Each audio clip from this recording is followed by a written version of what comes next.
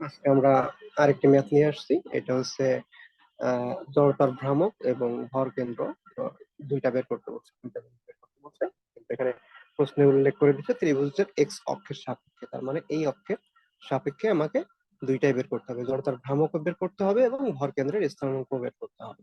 এখন আমরা যদি জড়তার ভ্রামক বের করি, জড়তার ভ্রামক যদি আমরা বের করি এখান থেকে, তাহলে দেখেন এখানকার সূত্রটা অনেকে মনে করবে যে এখানে জাস্ট আমার জড়তার ভ্রামক বের করতে গেলে বি এইচ কিউ বাই 36 দিতে হবে, কিন্তু এখানে 36 না, কারণ এখানে এক্স অক্ষের সাপেক্ষে বললে 12 দিতে হয়। ঠিক আছে, এটার প্রমাণও আছে।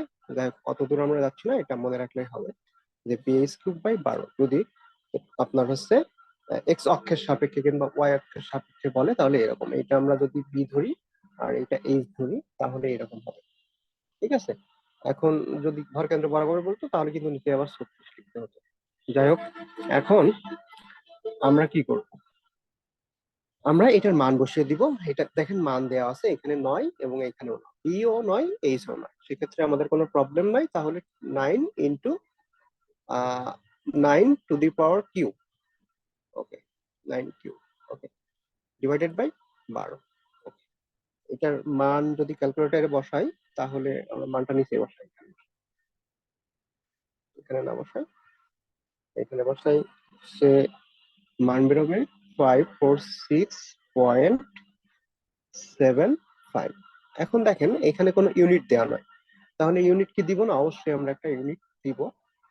তাহলে এখানে জাস্ট ইউনিট যেহেতু দেয়া নাই, তাহলে ইউনিট টু দি পাওয়ার 4 দিয়ে দিব। আমরা জানি টু দি পাওয়ার 4 থাকে আপনার যখন জড়তার ভ্রামক বা মোমেন্ট অফ ইনার্শিয়া বের করতে হয়। এটা হচ্ছে এক নম্বরটা হয়ে গেল। এবার দুই নম্বর ভর কেন্দ্রের স্থানাঙ্ক বের করতে বলছে।